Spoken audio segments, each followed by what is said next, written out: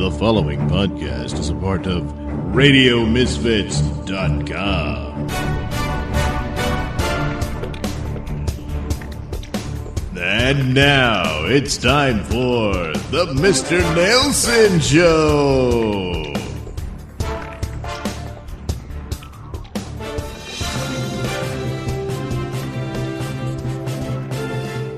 This is a Nailsin News Bulletin.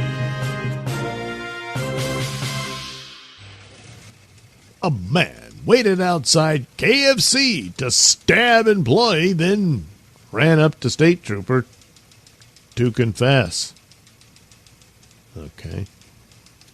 A New York man was promptly arrested after he ran up to state troopers to confess to stabbing a fast food worker.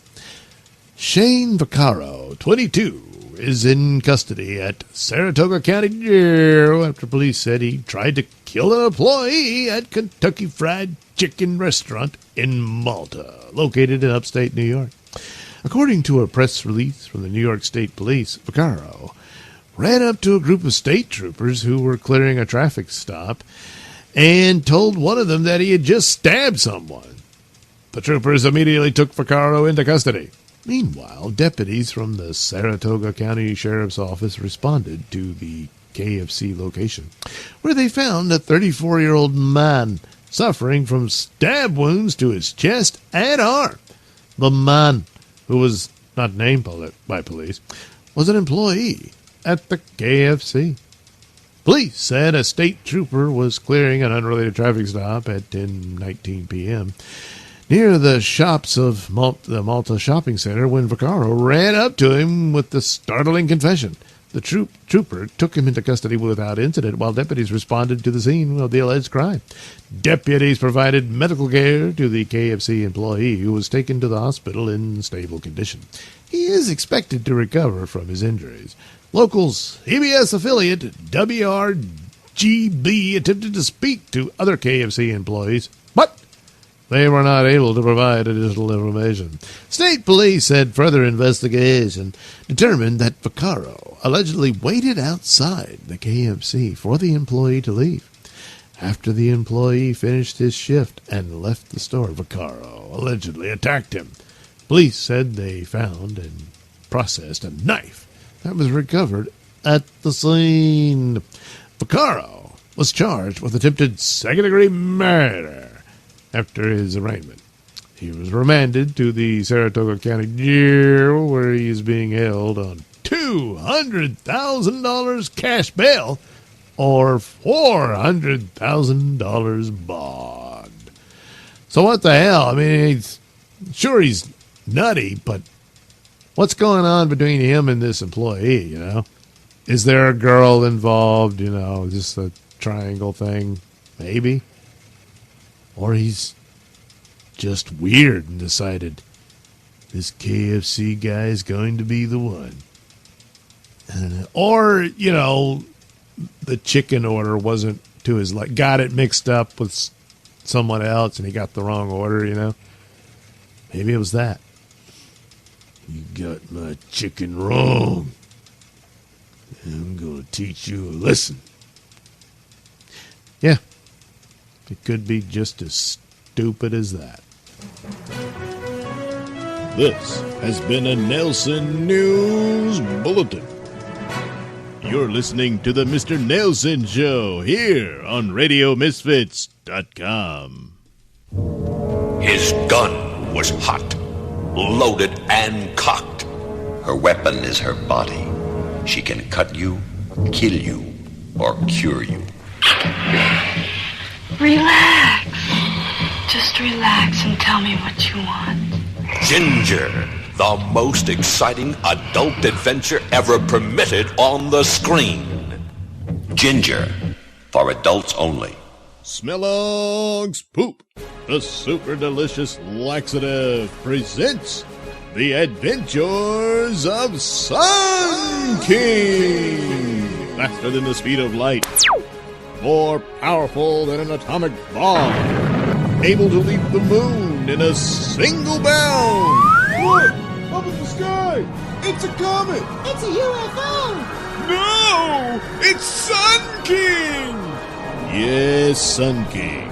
And who, disguised as mild-mannered tabloid reporter Mark Milktit, fights a never-ending battle for truth and justice. Previously on Night Night, Dr. Deja Vu and the rest of the American Secret Society finally found the mysterious Doorman, who had been locked for years in a time sphere having sex with the succubus Sheila Devilton, better known as the She-Devil, Moon Mage's arch enemy. Anyway, that's the situation they faced. Meanwhile, previously in Sun King, the other, well, the ASS basically. There's two ASSs, and Sun King, Dr. Spectacular, then Moon Mage decided to take on the sudden reappearance of the Red Storm, which they now know to be a manifestation of the power and threat of the Bewitcher. Great gaping black holes. Is it just me, or is this Red Storm far more severe and violent than the previous one? I'm afraid you're exactly right, Dr. Spectacular. And it's spreading. It's almost as if it's reaming the atmosphere out. Well, it could be quite the undertaking, but perhaps I can encapsulate the entirety of this strange crimson cumulonimbus with my spectre rod, reversing its, polarity, and collapsing it back into its origin point. Yeah, and then prolapse it back into the Netherverse. Well, are you sure, Dr. Spectacular? That seems like quite the undertaking. Well, to be honest, Sun King, no, I'm not sure. I may not have enough energy within my own power to achieve the ultimate end, but it's a chance I have to take. Well, if it's extra power you needn't look no further than me. I'll pour my own cosmic energies into yours, combine them as one, and we'll save the world together. Just like it used to be, you and me, together. Yeah. We're going to need a backup plan. I'll try to come up with something. In the meantime, we're going to need the ASS satellite to monitor our progress on inverting this crimson cumulonimbus. Who's on watch duty up at the satellite? Oh, I believe it's Captain Timely. You know, the Gold Gladiator. Oh, yeah, Snapper Jones. Oh, Snapper. Yeah. All right, hang on. I'll contact the satellite. ASS satellite, this is Sun King. Come in. Oh, hey, Sun King. It's me, Snapper Jones. Oh, damn, you're not supposed to say your secret identity out loud. Damn it. Well, it's me, Captain Timely. Do you need extra help down there? I mean, no. Yeah, I can fly, and I have super strength just like you. I can't shoot, ray beams out of my belt buckle, but I've got this thunder blade, and when I throw it, it turns into a lightning bolt. Cool, huh? Yeah, that's great, Captain, but I don't need any help right now. But, of course, now that you mention it, that may be the case later if this plan we're about to embark upon doesn't work. So I'm going to need you to have Dynamofo on standby because he was able to absorb the electrical charge of the Red Storm previously, so I'm thinking that might be our backup this time around. So I'm going to need you to do that. In the meantime, I'm going to need you also to have the satellite's sensors to scan and monitor our progress on Dr. Spectacular and Moon Mage's attempts to collapse this crimson thunderhead. Thunderhead? Well, that's why. Cumulonimbus back into into the Netherverse. that's the plan we're going with. So I'm gonna need you to pay close attention and tell us if it worked out when we're through. Oh, yeah, okay, I mean, I can, but you know what? I can set the computer up to do it on its own, and then I can zap down there and help you guys out. I mean, I'll send out the message to Dynamovo, but, you know, I have a thunder blade and stuff, so I can be there in 2 shakes of a lamb's tail. That's okay, Captain Timely. You stay there on monitor duty. I mean, sure, computers can do a lot, but hey, we want that human factor, you know. So you stay put. Don't forget to call Dynamofo to stand by, and well, we'll see how this works out. All right, okay, talk to you later. All right, Dr. Spectacular, it's your show. All right. Now, Moon Mage, if you'll help me out with your cosmic power. Yeah. Maybe it'd be best if I back my glowing radioactive ass up against your body so I could permeate you with my cosmic essence. Yeah, and we'll grip my spectral rod together. Yeah. This is about the Red Storm, right? Don't break our concentration, Sun King. We need absolute silence. Yeah, buzz off, Sun King. God. Well, I can't believe this is happening. We're reaching peak power. Oh, yeah. Oh, don't stop. Yeah, We're almost there.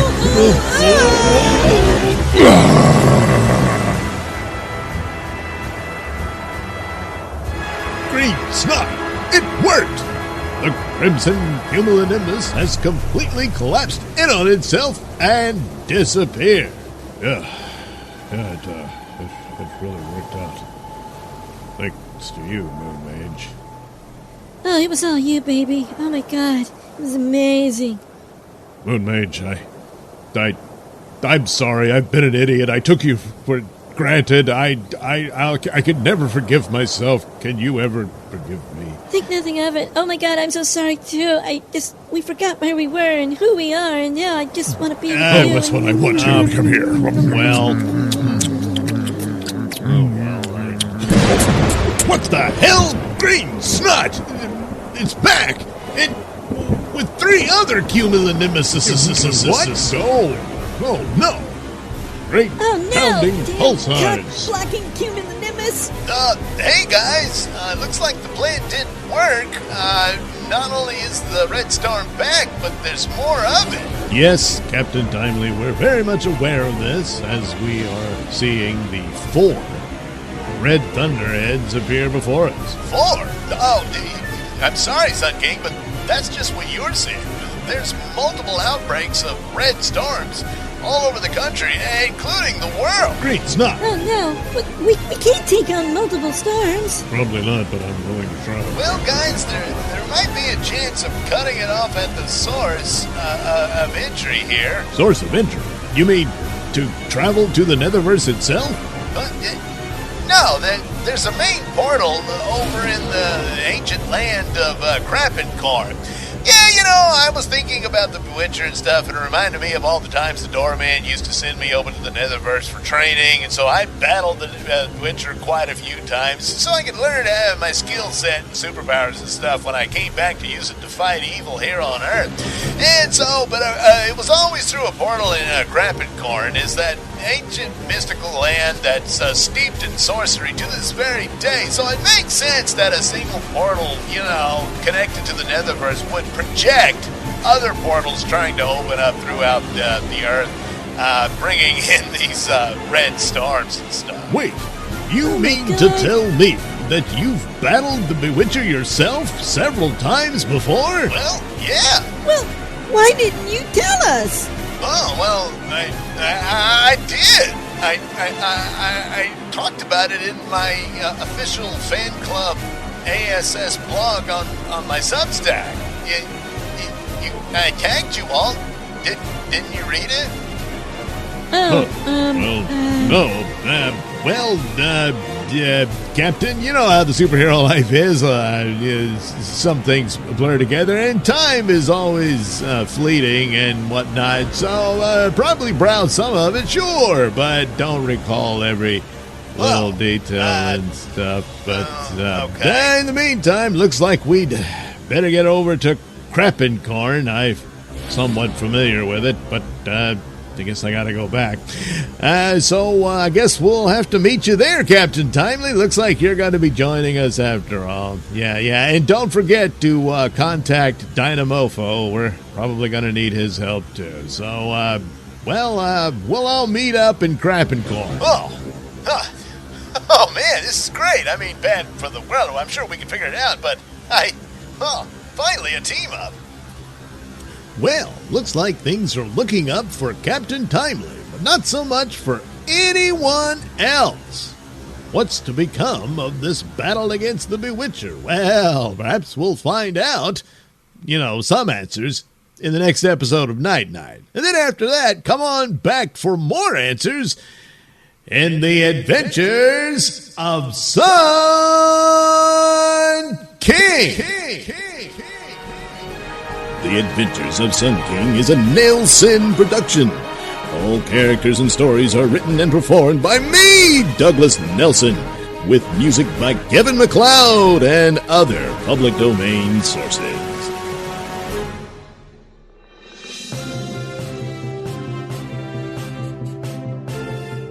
This is a Nailsin News Bulletin.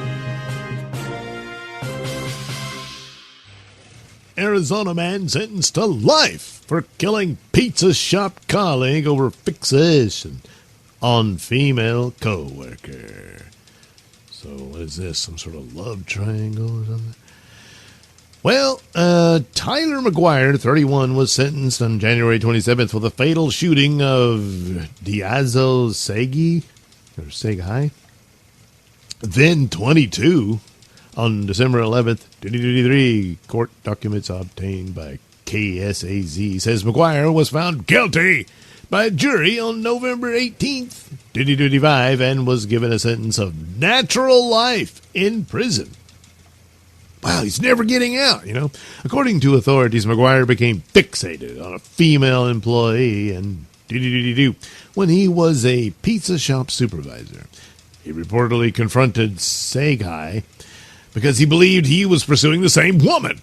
McGuire purchased a mask and gun and tracked Seghai's address, prosecutor said. On December 11th, 2023, McGuire shot Seghai multiple times as he sat in his car in front of the apartment complex where he lived. He was booked into jail a few days later after being linked to the case based on multiple eyewitnesses' accounts. Once detained, McGuire was found to have a handgun, and shell casings found at the scene matched the ones inside his gun. McGuire used his cell phone to report the shooting. According to prosecutors, several entries in McGuire's journal detailed his plans to kill Segai. Jeez, he documented the whole thing. Never had any intention of getting away with it, I decided a while ago I needed to kill someone. This person hurt me. One of the entries reportedly read, well, there you go. It's pretty much, you're done. Wow, I wonder what the whole story was, and was this woman even interested in either one of them? She's probably completely unaware of this, Just the other guy kind of flirted with her at the pizza shop, and this guy was like, and he's obviously unhinged, And he just says in his journal, like, I needed to kill someone, and it's going to be this guy. So he was probably going to kill somebody, maybe even the girl once she rejected him, or something like that. Holy crap. So anyway, he's where he belongs, and hopefully they live up to that natural life sentence, But wait. What if there's a supernatural? No, there isn't. He can rot. This has been a Nailsin News Bulletin. Producer debunks Jack Sparrow's son in Pirates of the Caribbean 6 seemingly confirms Margot Robbie.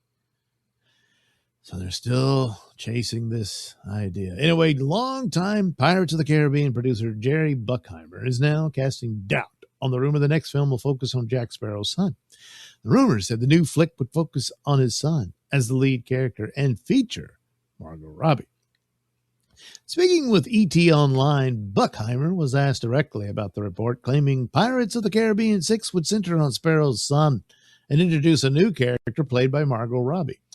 They're close on part of it. That's all I'll tell you. Bruckheimer. Why am I saying Bruckheimer? I was wondering, when pressed specifically about Robbie's involvement and whether discussions had taken place, Bruckheimer confirmed, "We have talked to her. Okay, she's in the movie." It's previously been reported that Robbie was attached to an earlier version of the script that was said to focus on female pirates. That version was believed to have either been scrapped or merged into the current draft now in development. E.T. then suggested that perhaps the Margot Robbie portion of the rumor is accurate, but not the Jack Sparrow's son angle. "I think you're going up the right road," Bruckheimer replied. Notably, when E.T. mentioned that it would be exciting to see Robbie appear alongside Johnny Depp as Jack Sparrow, Bruckheimer did not directly respond. Based on Bruckheimer's comments, that the Jack Sparrow son storyline may not be part of the current plan. Instead, the stronger possibility appears that Margot Robbie is indeed involved in the new film, potentially alongside Johnny Depp, should he return as Captain Jack. If he doesn't, it's dead in the water. It's also dead in the water if it gets out that she replaces him, kicks him in the balls, and makes him, be the butt of the joke and takes over the movie and that kind of thing. Then this will also kill the franchise permanently. Bruckheimer previously said Depp would return if he likes the script. While nothing has been officially confirmed, the latest update suggests Disney's pirate revival may be leaning more toward a blend of legacy characters and Robbie's role rather than a generational handoff centered on Sparrow's son. Yeah. Now, look, there were female pirates in history and stuff like that. So maybe they're going to try to do something of that nature. But the all-female thing, that crap. Yeah, it works out great for everything else, Ghostbusters, Atoll. No, it doesn't. So if you just think of the Pirates franchise and what it is and how it works and whatnot, and you can weave in a decent story for Margot to play, then you got something. Otherwise... Now, of course, oh boy, the relationship between Johnny Depp and Disney. It's because somebody pooped the bed, and no, they took the side of the pooper, and oh boy, the relationship is not good. So what do you got to pay him to come back? And of course, without Johnny Depp, there is no Pirates of the Caribbean franchise. Now, 6 movies, good Lord. So if you could get him back to do one more and have a good send-off, but as far as setting it up for Margot to do at least 2 more after that, I seriously doubt that. But I don't know. No, I do know. It most likely won't work. But could you have a fairly good adventure film with those 2 in it? Sure. But you got to be respectful to the Jack Sparrow character, because that's fans of Pirates of the Caribbean want. How many times does this have to happen with a beloved franchise? How many? Don't poop the bed. Don't poop the bed. That's all you got to do. Just don't do that. Can you stop pooping the bed? Well, maybe we'll find out. I don't know. We still don't know if Johnny likes the script, that being the reason whether he'll show up or not. Yeah, well, we'll see. Anyway, good luck with that.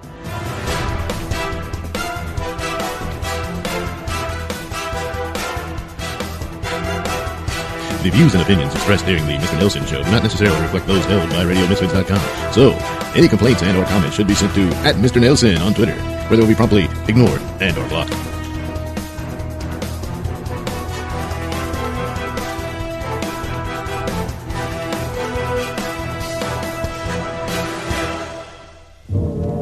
His gun was hot, loaded and cocked. Her weapon is her body. She can cut you, kill you, or cure you. Relax. Just relax and tell me what you want. Ginger, the most exciting adult adventure ever permitted on the screen. Ginger, for adults only.